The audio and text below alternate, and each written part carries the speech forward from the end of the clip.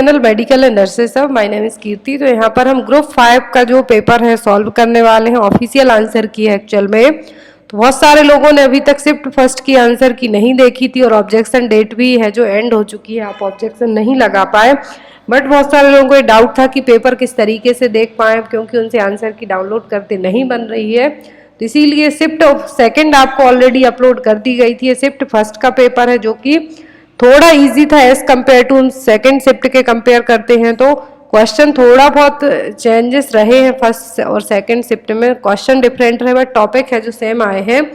तो यहाँ पर इस पेपर को हम देखेंगे, पूरा 100 MCQs हैं आपके।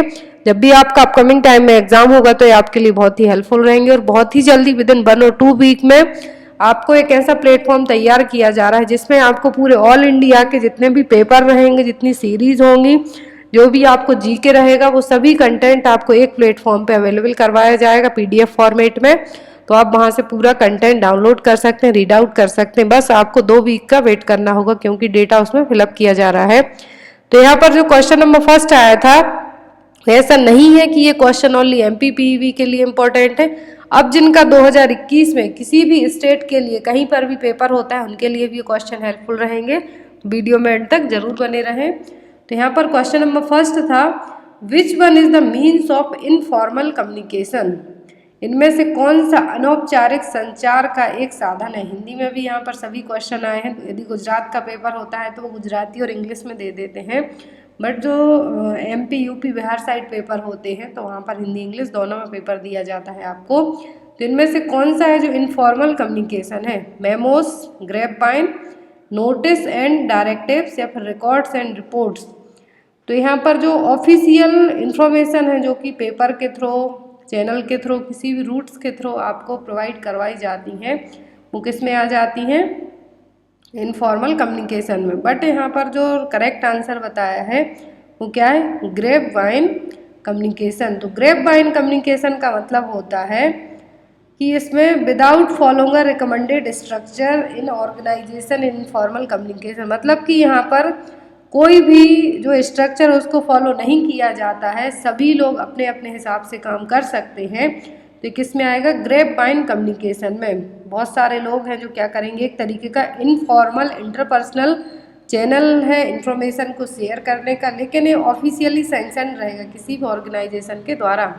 तो यहाँ पर इनफॉर्मल कम्युनिकेशन क्या होगा? ग्रेपवाइन। जिसने भी ये पेपर दिया था उन्होंने रिकॉर्ड्स एंड रिपोर्ट को मार्क किया है। तो जितने भी यहाँ पर करेक्ट आंसर है वो यहाँ पर फिर से बता दूँ, येलो कलर से शो हो रहे हैं और जो कैंडिडेट ने सिलेक्ट किया है और वही सही आंसर है तो ग्रीन कलर से। नेक्स्ट है यहाँ पर, according to Sheldon the body constitution of endomorphy personalities. तो सेल्डन के अकॉर्डिंग जो एंडोमॉर्फी पर्सनालिटी है उसकी बॉडी की संरचना किस टाइप से होगी? Balanced and muscular body structure, thin and tall, round and fat body structure या फिर नैरो बॉडी स्ट्रक्चर? तो सेल्डन के अकॉर्डिंग जो बॉडी की पर्सनालिटी को डिवाइड किया गया है तो उसके अकॉर्डिंग आपको बताना है कि जो पर्सनालिटी है यहाँ पर एंडोमॉर्फी पर्सनालिटी, तो उसमें किस टाइप की बॉडी स्ट्रक्चर होगा? तो बॉडी होगी आपकी राउंड एंड, तो बॉडी का टाइप कैसा हो गया? राउंड हो जाएगा, आप प्लम्प के जैसे फूले हुए रहेंगे, विस्टल टाइप से स्ट्रक्चर होगा आपका। बट यदि मीजोमॉर्फ पूछते हैं सेल्डन के ही अकॉर्डिंग, तब आपकी बॉडी कैसी होगी? मस्कुलर होगी। आपकी बॉडी कैसी होगी? मस्कुलर होगी। Balanced and muscular body structure होगा किसमें? मेजोमॉर्फ में, ना कि एंडोमॉर्फी में। फिर आती है एक्टोमॉर्फ। तो एक्टोमॉर्फ में आप थिन होंगे, नैरो बॉडी स्ट्रक्चर होगा, थिन एंड टॉल होंगे, स्पेशली पुअर मसल्स होंगी। तो 3 टाइप का सेल्डन ने जो पर्सनालिटी को बताया है, एंडोमॉर्फी, मेजोमॉर्फी एंड एक्टोमॉर्फी। तो यहाँ पर आपको यदि एंडोमॉर्फी पूछा है तो body round and fat body structure में होगी। यदि balanced and muscular body structure आता है तो मीजोमॉर्फ, और एक्टोमॉर्फ में कैसा होगा? Thin and tall. नेक्स्ट है यहाँ पर, ink blot test was developed by. तो इंक ब्लॉट टेस्ट है जो किसने डेवलप किया था? ऑप्शन में था न्यूकॉम, मॉर्गन, मुरे या फिर हरमन रॉर्सेच। तो जो इंक ब्लॉट टेस्ट है किसने दिया था? ये दिया था हरमन रॉर्सेच ने। नेक्स्ट है यहाँ पर which of the following is a non dietary source of vitamin D. तो नॉन डाइटरी सोर्स का मतलब है जो डेयरी प्रोडक्ट है उनमें से जो डाइटरी प्रोडक्ट है उनमें से नहीं है, जो खाने पीने की चीज़ें हैं उनमें से रिलेट करता हुआ नहीं है। तो यहाँ पर ऑप्शन में है milk, meat, green leafy vegetables या फिर सनलाइट। तो नॉन डाइटरी सोर्स क्या है विटामिन डी का, तो वो है सनलाइट। नेक्स्ट है यहाँ पर to improve the oxygenation of a client with acute respiratory distress syndrome who is receiving mechanical ventilation, nurse should place the client in which position. तो ये आपको बहुत ही अच्छे से याद होगा, जिनको भी नहीं है याद तो हो सकता है उन लोगों ने ऐड नहीं देखी होंगी, बट एज ए नर्सिंग के आप स्टूडेंट हैं तो आपको पता होना चाहिए कि जब ऑक्सीजन लेवल को हमें इम्प्रूव करना है और पेशेंट को क्या एक्यूट रेस्पिरेटरी डिस्ट्रेस सिंड्रोम है, तो हम उसको क्या करते हैं प्रोन पोजीशन में लिटा के, पिलो है जो उसके चेस्ट के यहाँ एंड एब्डोमेन के यहाँ पे लगा के उसको प्रोन पोजीशन प्रोवाइड करवाते हैं। तो यहाँ पर जो राइट आंसर है वो क्या है ए, प्रोन पोजीशन। नेक्स्ट है यहाँ पर which one of the following traits are very much associated with sanguine personality. तो सैंग्विन पर्सनालिटी से जुड़ी हुई यहाँ पर जो ट्रेट्स हैं, विशेषता है वो क्या है, सोशिएबल, एनर्जेटिक, रिजर्व्ड या फिर ऑप्टिमिस्टिक। तो पर्सनालिटी का ही यहाँ पर एक क्वेश्चन है, तो इसमें कहा है कि सैंग्विन पर्सनालिटी है यदि आपकी, तो यहाँ पर आप किस टाइप का आपका जो नेचर है वो होगा, तो वो होगा आपका सोशिएबल, मिलनसार। Next is why is folate important for pregnant women. तो जो फॉलिक एसिड की टैबलेट दी जाती है प्रेग्नेंट वुमेन को क्यों दी जाती हैं, to help prevent the bleeding, to help preventing morning in sickness, to help prevent fatigue या फिर to help prevent neural tube defect. तो प्रेगनेंसी में बेबी को न्यूरल ट्यूब डिफेक्ट से प्रिवेंट करने के लिए कंसीव करने से लेके, और यदि आप कंसीव करना चाहते हैं तो उस टाइम से ही आपको फॉलिक एसिड की टैबलेट दी जाना स्टार्ट कर दी जाती हैं। क्यों? क्योंकि ये न्यूरल ट्यूब डिफेक्ट को प्रिवेंट करने में हेल्प करेगा बेबी के लिए। तो इसीलिए यहाँ पर इसका आंसर क्या होगा डी, क्योंकि फॉलिक एसिड की कमी से ही बेबी में क्या होता है, न्यूरल ट्यूब डिफेक्ट की सिचुएशन डेवलप होती है और उसी को प्रिवेंट करने के लिए फॉलिक एसिड और फॉलेट दिया जाता है। Next is delay in falling asleep is known as. नींद आने में विलंब को क्या कहा जाता है? यदि आपको सोना है बट आप बहुत देर तक लेटे हैं तब भी आपको नींद नहीं आ रही है तो उसको क्या कहेंगे? लेट इंसोम्निया, क्रॉनिक, एक्यूट या फिर इनिशियल इंसोम्निया। तो डिले इन फॉलिंग अस्लीप के लिए क्या कहा जाएगा? Initial insomnia. नेक्स्ट है यहाँ पर according to which kind of persons personality was based on the balance of bodily fluids. तो किसके अकॉर्डिंग, किसने ये पर्सनालिटी बताई थी कि बॉडी के फ्लूइड्स हैं जो बैलेंस बना के रखेंगे? तो ये बताई थी हिप्पोक्रेट्स ने। किसने? हिप्पोक्रेट्स ने। नेक्स्ट है यहाँ पर which one of the following disorder is also called as psychopathic personality. Personality से 6 से 7 क्वेश्चन आए हैं, जिनने भी पर्सनालिटी को ऐसे ही छोड़ दिया होगा उसमें से बहुत क्वेश्चन आए हैं यहाँ पर। तो साइकोपैथिक पर्सनालिटी में और साइकोपैथिक पर्सनालिटी के लिए और क्या टर्म है जो यूज़ किया जाएगा? नार्सिस्टिक, सीजॉइड, एंटी सोशल या फिर बॉर्डरलाइन। तो साइकोपैथिक के लिए क्या कहा जाता है? Anti social personality. क्या कहा जाएगा? Anti social personality. Next is which part of the human brain has a centre for controlling breathing. तो ब्रीदिंग को कौन कंट्रोल करता है हमारी बॉडी में? तो वो है मेडुला ऑब्लोंगेटा। ऑप्शन में था डायनेन्सेफेलॉन, सेरिबेलम, मेडुला ऑब्लोंगेटा या फिर सेरिब्रम। तो ब्रीदिंग कंट्रोल करने का जो ब्रेन का सेंटर है वो कौन सा है? Medulla oblongata. Next is unconscious and involuntary forgetting of painful ideas, events and conflict can be found in the phase of। तो हमने जो ग्रीफ की स्टेज पढ़ी है तो उसके अकॉर्डिंग आप जिस चीज़ के जो पेनफुल आइडियाज़ हैं अनकॉन्शियस माइंड में है वो आपके, आप उसके बीच में फंसे हुए हैं बट आप उसको भूलना चाहते हैं फिर भी उसको डिनाई कर रहे हैं, तो ये क्या कहलाता है? डिनाइल। उस चीज़ को आप एक्सेप्ट ही नहीं कर रहे हैं। Next is which research method investigate the cause and effect relationship by exposing one group to a treatment and another group with no treatment. तो यहाँ पर कहा है कि आप इन्वेस्टिगेशन करते हैं किसी रिसर्च मेथड के तौर पर, तो एक ग्रुप कैसा है? ट्रीटमेंट ले रहा है किसी भी डिसीज़ को लेकर, दूसरा बिना ट्रीटमेंट का है, तो किस टाइप का रिलेशनशिप होगा कॉज, इफेक्ट एंड ट्रीटमेंट के बेस पर? तो ऑप्शन में कंपैरेटिव, रेट्रोस्पेक्टिव, एक्सपेरिमेंटल या फिर लॉन्गिट्यूडनल। तो यहाँ पर एक ग्रुप ट्रीटमेंट ले रहा है, दूसरा बिना किसी ट्रीटमेंट के है, तो आप उस पर यदि इन्वेस्टिगेशन करते हैं रिसर्च के तौर पर तो वो क्या होगा, experimental method. Next is which act prohibit the engagement of children in certain employment and to regulate the condition of work of children in certain other employments. तो कौन सा अधिनियम है जो बच्चों में रोजगार के लिए प्रतिबंधित करता है कि आप इस काम को नहीं कर सकते। तो जो यहाँ पर चाइल्ड लेबर एक्ट है, जिसके तहत बाल मजदूर, जिसको हम कहते हैं बाल श्रम अधिनियम कहेंगे, उसके तहत हम बच्चों से काम नहीं करवा सकते। तो जो यहाँ पर चाइल्ड लेबर एक्ट है यहाँ पर, तो चाइल्ड लेबर एक्ट के अकॉर्डिंग क्या किया जाएगा कि जो 14 साल से चाइल्ड लेबर एक्ट है वो कब आया था, 1986 में आया था, और इसके अकॉर्डिंग हम बच्चों से है जो काम लेबर है जो मजदूरी नहीं करवा सकते हैं। तो इसके फिर अलग अलग जो प्रोविडेंस रहे वो भी आए थे। तो कुछ जो कुछ ऐसे काम होते हैं जहाँ पर हम बच्चों के लिए काम पर नहीं लगा सकते, तो क्या है, चाइल्ड लेबर एक्ट जो आया था 1986 में, 23 दिसंबर 1986 को आया था। इसके तहत क्योंकि बहुत सारी जगह आपने देखा होगा कि बच्चों को बाल मजदूरी के तौर पर कम पैसों में भी लगा लिया जाता है, तो इस एक्ट के तहत 14 साल से कम एज के बच्चों से हम ऐसा काम नहीं करवा सकते। Next, which of the following is a primary group. तो इनमें से प्राइमरी ग्रुप कौन सा है, social worker, labour union, city या फिर फैमिली। तो फर्स्ट और प्राइमरी ग्रुप यहाँ पर क्या है, family. Next is when teaching a primary gravid client with diabetes about common cause of hyperglycemia during pregnancy, which information would the nurse include। तो यहाँ पर यदि आप किसी प्रीमी ग्रेविड मदर है, फर्स्ट टाइम प्रेग्नेंट है, और उसको आप बताते हैं डायबिटीज़ है उसको, लेकिन आप डायबिटीज़ के कॉमन रीज़न बताते हैं, कॉज बताते हैं कि हाइपरग्लाइसीमिया यदि प्रेगनेंसी में हुआ है तो आपको क्या होने के चांसेस रहेंगे, maternal infection, fetal macrosomia, decreased fetal insulin या फिर जेस्टेशनल हाइपरटेंशन। तो यहाँ पर जो कॉमन कॉज है हाइपरग्लाइसीमिया के आपको वो बताना है, और उसके साथ क्या हो सकता है, आपको मैटरनल इन्फेक्शन होने के चांसेस भी हो सकते हैं। Next is which is not a remedial measure for unemployment. तो यहाँ पर बेरोजगारी का उपाय कौन सा नहीं है, educational reforms, political reforms, 5 year plans या फिर पॉपुलेशन कंट्रोल।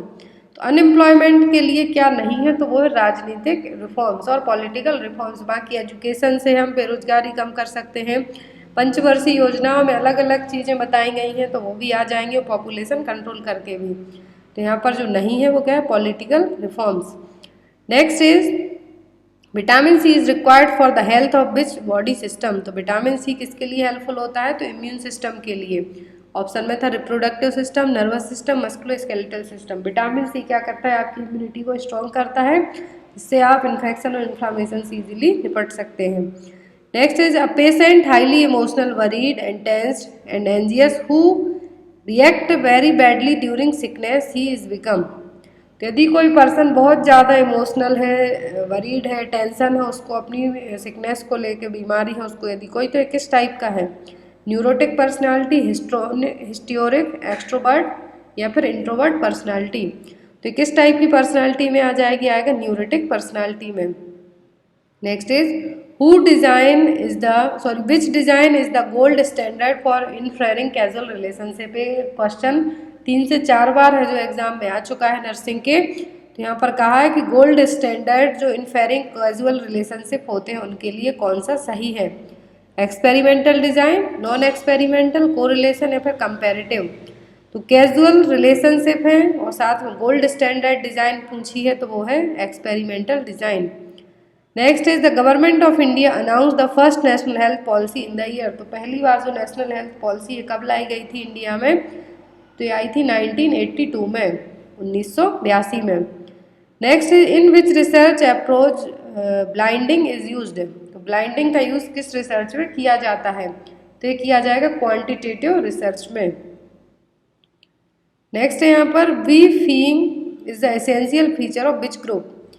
तो वी फीलिंग है यहाँ पर, टाइपिंग मिस्टेक है। तो वी फीलिंग मतलब कि हम कुछ फील करते हैं, तो किस टाइप का ग्रुप होगा, रेशियल, नेशनैलिटी या फिर प्राइमरी या फिर सेकेंडरी। तो ये होगा primary group. Next is in the term of Apgar G4, तो टर्म में जो पूछा था अपगार स्कोरिंग में, तो जी का मतलब होता है grimace reflex. Next is which part of the human brain has a centre for controlling breathing, तो ये क्वेश्चन ये देखिए आप 2 बार आया है। एक पूछा है रेस्पिरेटरी सेंटर कौन सा है, तो भी मेडुला ऑब्लोंगेटा, और ब्रीदिंग को कौन कंट्रोल कर रहा है, तो भी मेडुला ऑब्लोंगेटा। एक ही शिफ्ट में 2 क्वेश्चन रिपीट हुए हैं बट थोड़ा सा चेंज करके। Next is what type of immunity leads to clinical और सब क्लिनिकल इन्फेक्शन, किस टाइप की इम्यूनिटी है जो क्लिनिकल और सब क्लिनिकल इन्फेक्शन के लिए रिस्पॉन्सिबल होगी। ऑप्शन में था active natural, passive artificial, active artificial या फिर पैसिव नेचुरल। तो जो इम्यूनिटी क्लिनिकल और सब क्लिनिकल दोनों टाइप के इन्फेक्शन का लीड होगी वो होगी active natural immunity. Next is in inventory VED stand for, very essential desirable, तो इन्वेंट्री कंट्रोल हमने पढ़ा है मैनेजमेंट में, उसमें हमने बीईडी पढ़ा है, तो बीईडी का फुल फॉर्म क्या है, very essential desirable. Next is follow up care is required for the newborn with, तो यदि न्यूबॉर्न बेबी के लिए फॉलो अप की जरूरत कब पड़ेगी। Umbilical cord 2 arteries and 1 vein, milia is present, head circumference 39 centimetre या फिर मंगोलियन स्पॉट्स आर प्रेजेंट। तो फॉलो अप केयर की जरूरत कब पड़ेगी, जब हेड सर्कमफेरेंस कितना हो 35 सेंटीमीटर हो। बाकी जो मिलिया रहेंगे वो प्रेजेंट होते हैं बेबी में, और जो मंगोलियन स्पॉट हैं वो भी देखने को मिलेंगे। अम्बिलिकल कॉर्ड 2 ही रहेंगी, एंड जो यहाँ पर आर्टरी अम्बिलिकल कॉर्ड है उसमें 2 आर्टरी 1 वेन है वो भी सही है। और यहाँ पर जो आता है हेड सर्कमफेरेंस, तो हेड सर्कमफेरेंस रहेगा जो एट द बर्थ वो होता है 35, तो यहाँ पर जो हेड सर्कमफेरेंस होता है 34 to 35 की रेंज में आता है। यदि ये हेड सर्कमफेरेंस कितना हो जाए, मोर देन 39 जाता है, तो इस केस में आपको बेबी को हॉस्पिटल लेके जाना होगा। Next is relatively consistent pattern of behaviour is the individual is termed as, तो क्या है ट्रेट्स, क्या है किसी व्यक्ति में अपेक्षाकृत व्यवहार के समान स्वरूप को क्या कहा जाता है, ट्रेट्स और लक्षण। Next is a group of people organize for a particular purpose is known as, तो ये कहलाता है एसोसिएशन। तो यहाँ पर राइट आंसर क्या है, बी एसोसिएशन। ऑप्शन में था क्राउड एसोसिएशन, सोसाइटी या फिर कम्युनिटी, तो एक किसी विशेष काम के लिए बहुत सारे लोग एक जगह इकट्ठे होते हैं तो वो क्या है, association. Next is a person should consider that health is, तो हेल्थ की डेफिनेशन यहाँ पर आई थी, a condition of physical mental social being and absence of disease, बहुत ही इजी क्वेश्चन था ये। नेक्स्ट है total quality management strategy developed by Motorola company in 1986, total quality management strategy लाई थी जो कि मोटरोला कंपनी ने 1986 में लाई थी, तो वो कौन सी है, तो वो थी 6 सिग्मा, क्या है 6 सिग्मा।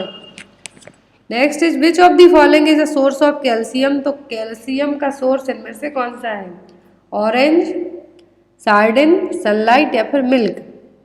तो यहाँ पर जो कैल्शियम का सोर्स तो अकॉर्डिंग टू ऑप्शन के मिल्क होगा, बट यहाँ पर सार्डिन्स है, तो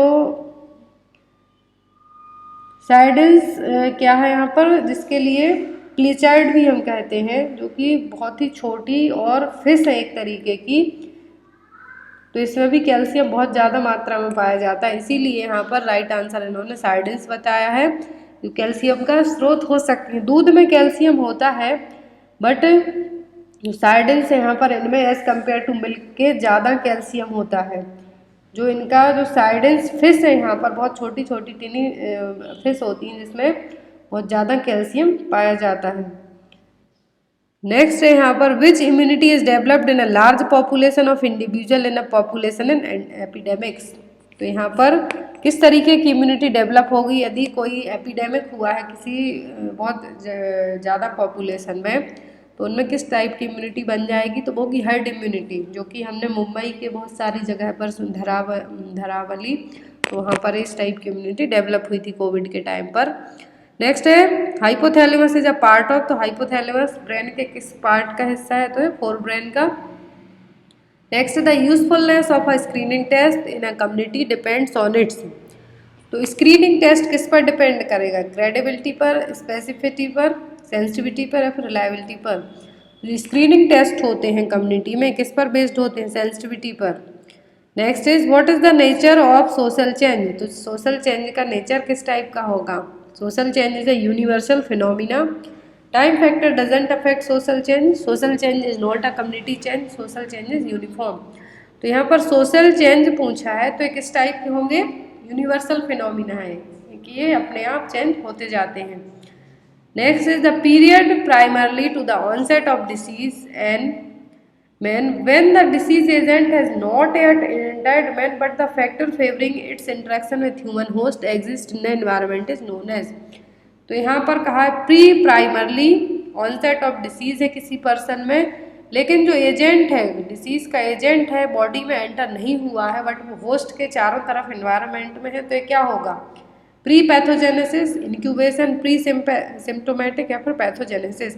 यदि ये होस्ट की बॉडी में एंटर हो जाता तब ये होता पैथोजेनेसिस, बट एनवायरनमेंट में बॉडी में एंटर नहीं हुआ है, जो जहाँ पर पर्सन रहता है उसके चारों तरफ एनवायरनमेंट में है, तो क्या है? Pre pathogenesis. Next is in which immunity the antibody is transmitted in a readymade form to a recipient. तो किस टाइप की इम्यूनिटी है जो पर्सन को रेडीमेड फॉर्म में इंजेक्ट की जाती है? तो वह passive immunity. Next is cancer prevalence is defined as. तो यहाँ पर कैंसर प्रेवलेंस को हम कैसे चेक करेंगे? The number of person with cancer at a given point of time. तो यहाँ पर प्रेवलेंस रेट पूछी है, प्रेवलेंस रेट क्या होगी? नंबर ऑफ न्यू कैंसर होता तो इंक्यूबेशन में इंसिडेंस में जाता। प्रेवलेंस में पूछा है तो उस टाइम पर कितने केस हैं, चाहे वो ओल्ड हो या न्यू हो, तो वो आ जाएंगे यहाँ पर। तो प्रेवलेंस किस टाइप से होगी? Number of person with cancer at a given point of time. Next है यहाँ पर which model states that agent host and environment are responsible for particular disease causation. तो कौन सा मॉडल है जिसमें एजेंट होस्ट एनवायरनमेंट बताए गए हैं किसी डिसीज के लिए? तो वो है थ्योरी ऑफ एपिडेमियोलॉजिकल ट्रायड। तो ये क्या है? एपिडेमियोलॉजिकल ट्रायड है जिसमें एजेंट होस्ट एनवायरनमेंट किसी एक डिसीज के लिए रिस्पॉन्सिबल माने गए हैं। नेक्स्ट है यहाँ पर which of the following vitamin help the absorption of iron into the body.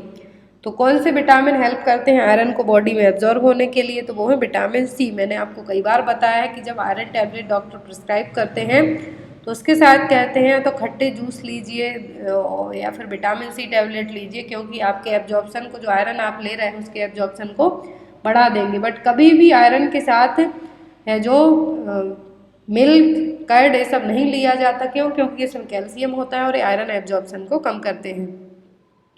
Next is the colour of normal amniotic fluid. तो नॉर्मल एमनियोटिक फ्लूइड का कलर कैसा होगा? ग्रीन होगा, क्लियर पेल स्ट्रॉ कलर होगा, red colour होगा या फिर blue colour होगा। तो एमनियोटिक फ्लूइड की एबनॉर्मेलिटी और नॉर्मल कलर आपको एटलीस्ट 100 बार से ज़्यादा भी बताया जा चुका है चैनल पर, बट फिर भी जिसने पेपर दिया है उन्होंने मार्क किया है clear pale straw colour, but कोई नहीं। यहाँ पर जो राइट आंसर है एमनियोटिक फ्लूइड का कलर कैसा होता है? Clear pale straw. Next is what is the research design. तो रिसर्च डिजाइन का मतलब यहाँ पर क्या है? तो वो architectural backbone of the study. तो रिसर्च डिजाइन का जो मेन एम है और वो क्या है? आर्किटेक्चरल बैकबोन है रिसर्च स्टडी के लिए। Next is which one of the following is not the principle of effective communication. Effective communication का प्रिंसिपल कौन सा नहीं है? use two-way communication, have adequacy of message, have clarity of ideas, have on language। तो communication कब effective नहीं होगा?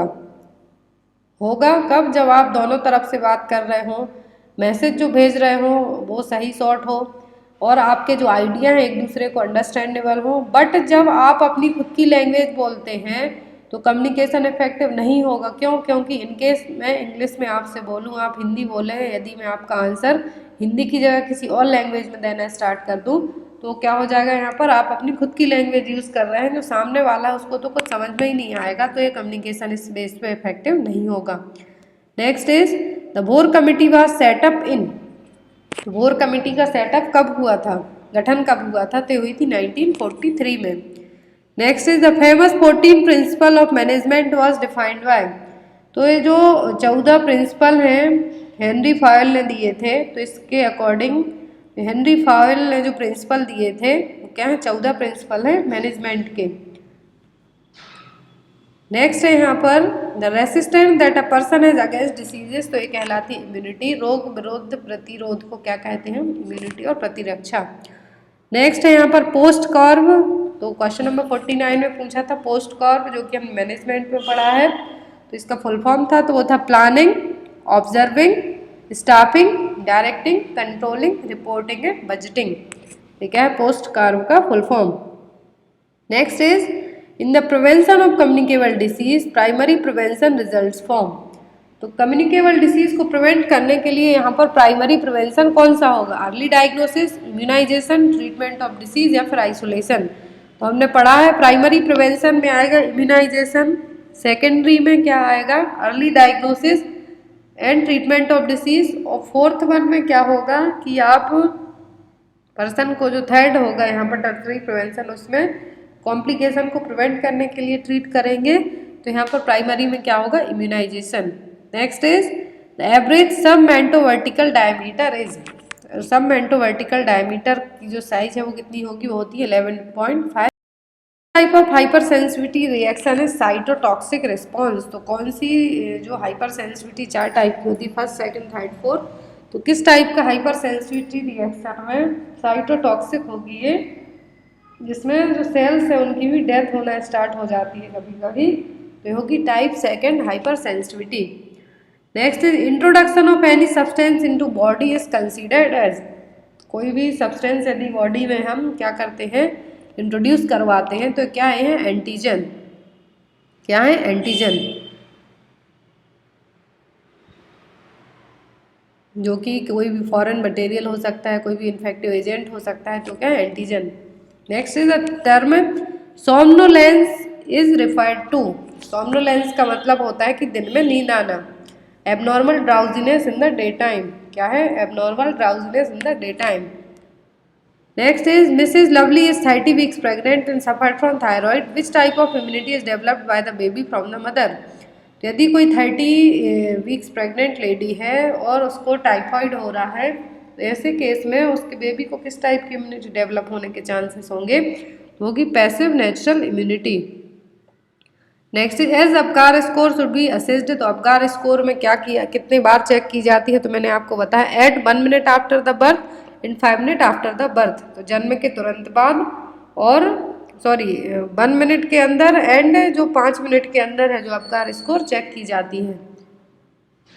Next यहाँ पर identify the type of personality with image, तो ये आपको इमेज में बताना है कि किस टाइप की पर्सनालिटी है। यह है एक्टोमार्फी, क्या है? Ectomorphy personality. Next is nurse asking question, जिसमें एक्टोमार्फी पर्सनालिटी में पर्सन लंबा होगा बट क्या होगा? थिन होगा। नेक्स्ट है यहाँ पर nurse asking question to the patient regarding precipitating factor of his present symptoms, patient shrugs the shoulder by mean of saying I don't know, this will be considered as, तो यहाँ पर एक जो staff nurse है और nurse है patient से पूछती है कि आपको क्या लक्षण हो रहे हैं, किस टाइप का आप फील कर रहे हैं, कैसे सिम्टम है आपको, तो रोगी जो पेशेंट है वो अपना सिर हिला के कह देगा कि ही don't know, I don't no कि मुझे क्या हुआ है, तो ये किस टाइप का होगा? Verbal communication, informal, non verbal या फिर फॉर्मल कम्युनिकेशन, तो यहाँ पर पेशेंट कुछ भी नहीं बोला है तो ये क्या होगा? नॉन वर्बल हो जाएगा। यदि कुछ बोल के बताता तो वर्बल में आ जाता, बट ये क्या है? नॉन वर्बल कम्युनिकेशन, उसने अपनी बॉडी के गेस्चर के थ्रू बता दिया कि उसको नहीं पता। Next is which one of the following statement regarding communication is false, तो कम्युनिकेशन को लेकर कौन सा स्टेटमेंट सही नहीं है? गलत है। Communication is perception, communication and information are synonymous, तो बिल्कुल ऐसा नहीं है। कम्युनिकेशन इज एक्सपेक्टेशन या फिर कम्युनिकेशन प्रोवाइड फीडबैक मैकेनिज्म, तो यहाँ पर गलत पूछा है, तो कम्युनिकेशन से फीडबैक भी आपको अच्छा मिलेगा, आप बात करेंगे तो जो आपकी एक्सपेक्टेशन है वो भी पता चलेंगे यदि एक दूसरे से बात करेंगे, बट यहाँ पर कम्युनिकेशन और इन्फॉर्मेशन ये दोनों एक दूसरे के बराबर नहीं है। इन्फॉर्मेशन देना अलग बात है और कम्युनिकेशन करना एक अलग बात है। Next is select the part of uterus among the following, तो इनमें से आपको यूट्रस के पार्ट सिलेक्ट करने हैं, बॉडी ऑफ यूट्रस, सर्विक्स या फिर स्थिमस, तो ये तीनों हैं यूट्रस के part, body of uterus, cervix and isthmus, तो यहाँ पर राइट आंसर क्या होगा? D, first, second, third. Next is Which experimental design data on the dependent variable are collected only once after randomization and completion of the intervention? तो किस type का जो experimental design होगी जिसमें डेटा क्या होगा, वेरिएबल पर डिपेंडेंट वेरिएबल होंगे, ओनली आप उसको एक ही बार रेंडमाइजेशन करके कलेक्ट कर सकते हैं, तो ये posted only design. Next is the vertical type of communication. तो वर्टिकल कम्युनिकेशन के लिए क्या कहा जाता है, फॉर्मल कम्युनिकेशन, जो कि हम अपनी फैमिली में कर सकते हैं, अपनी फ्रेंड्स के साथ कर सकते हैं, तो क्या है वर्टिकल कम्युनिकेशन और formal communication. Next is complication of oxygen therapy baby in preterm. तो सबको पता है कि बेबी में यदि लॉन्ग टर्म तक ऑक्सीजन थेरेपी दी जाती है तो बेबी में रेटिनोपैथी और प्रीमेच्योरिटी होने के चांसेस ज़्यादा हो जाते हैं। Next is which condition can place a client at risk for acute respiratory syndrome. ARDS के पर्सन में और क्या है जो रिस्क होने के चांसेस हो सकते हैं, asthma, septic shock, heart failure या फिर COPD। तो ARDS के पेशेंट में शॉक होने के चांसेस, सेप्टिक शॉक होने के चांसेस ज़्यादा हो सकते हैं। Next is what approach is used by the researcher to study life experience of HIV positive pregnant mother. तो यहाँ पर यदि कोई HIV पॉजिटिव प्रेग्नेंट मदर है तो रिसर्चर यदि स्टडी करेगा तो किस टाइप से करेगा, एथनोग्राफी से, केस स्टडी से, फिनोमिनोलॉजी से या फिर ग्राउंडेड थ्योरी से। तो यहाँ पर जो फिनोमिनोलॉजी है जो यहाँ पर यूज़ की जाएगी, यदि कोई महिला को क्या है, किसी मदर के लिए HIV पॉजिटिव है वो, तो उसके लिए जो यहाँ पर स्टडी अपनाई जाएगी वो क्या होगी, फिनोमोलॉजी।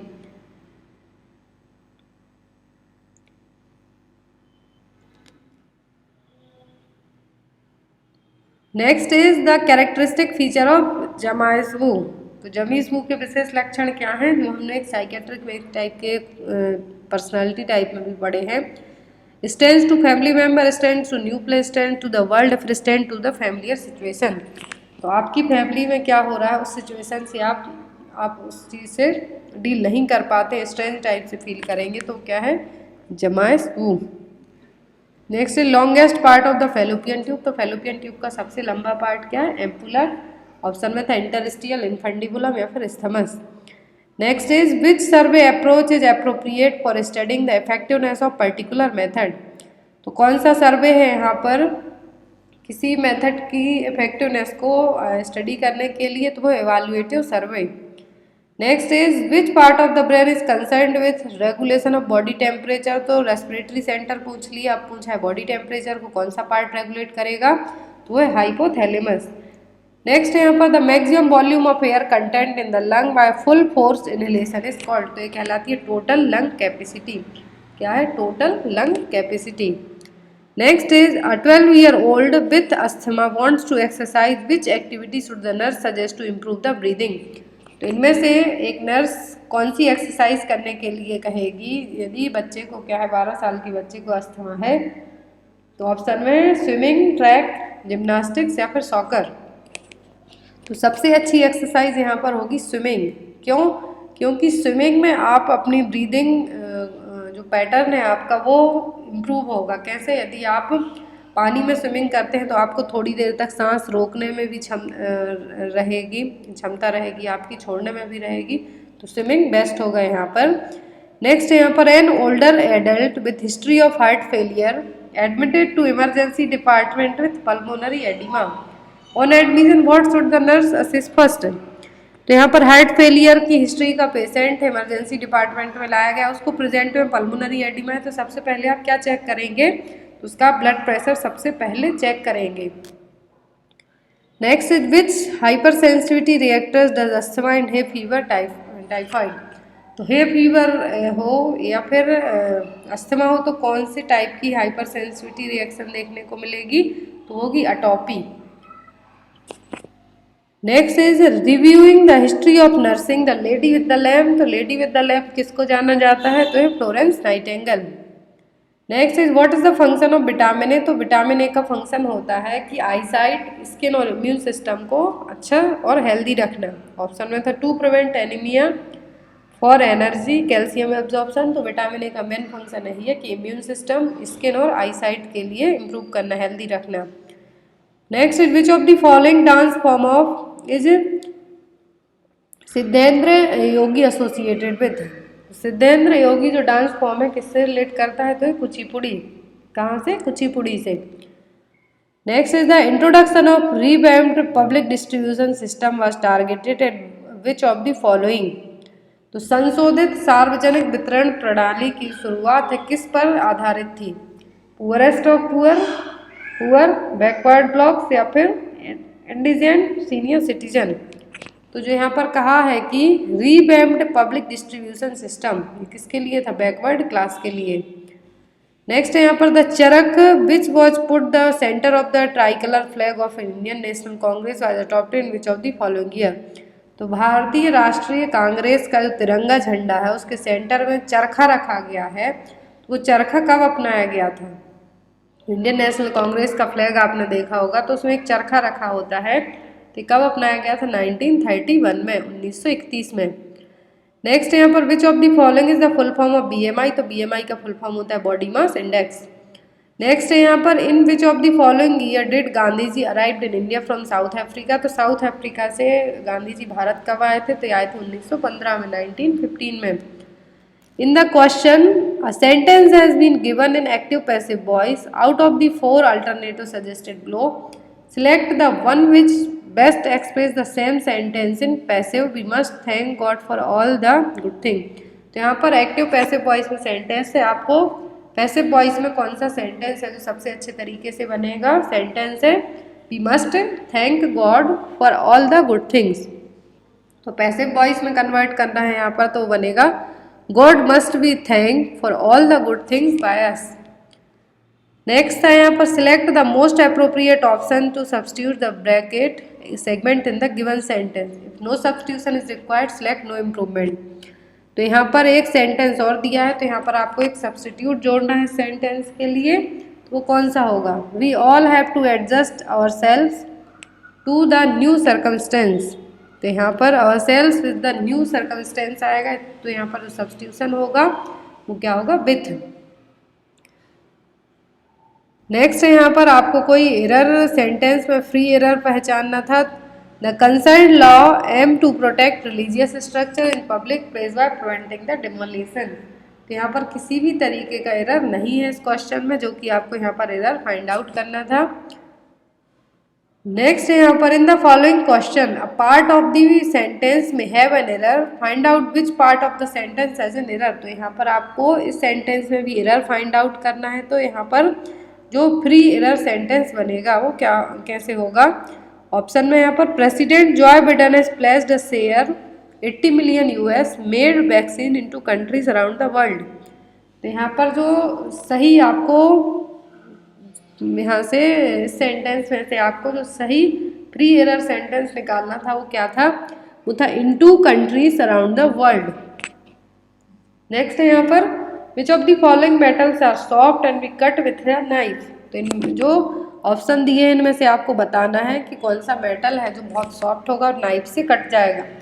ऑप्शन में था sulphur potassium, sodium phosphorus, iron copper और सोडियम पोटेशियम। तो सोडियम और पोटेशियम है जो बहुत ही सॉफ्ट मेटल हैं, धातुएं हैं जो कि चाकू से भी काटी जा सकती हैं।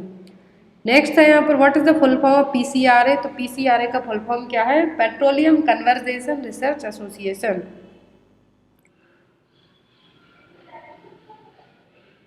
नेक्स्ट यहाँ पर conversion of ammonia into nitrates is known as which of the following. तो अमोनिया का नाइट्रेट में कन्वर्जन क्या कहलाएगा? Nitrification. Next is which of the following rules is use to determine the direction of force in the electric generator. तो electric generator में किस type का है जो रूल्स लगेगा? तो वह फ्लेमिंग्स राइट हैंड रूल।